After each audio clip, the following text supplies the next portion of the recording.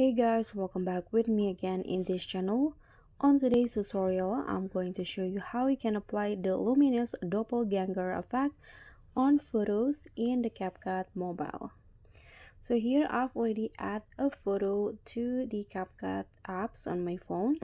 And to easily apply the Doppelganger Effect, just go to Effect, click on the Body Effect. Now click on the Clone category. And here you'll easily spot the Luminous Doppelganger Effect. So click on that. You can see this is the result, but you can always adjust more. Click on adjust. Here you can change the color of the Luminous Doppelganger. Okay, let's see. I'm going to apply, okay, red. Here you can also adjust the intensity, horizontal, size, and also twist.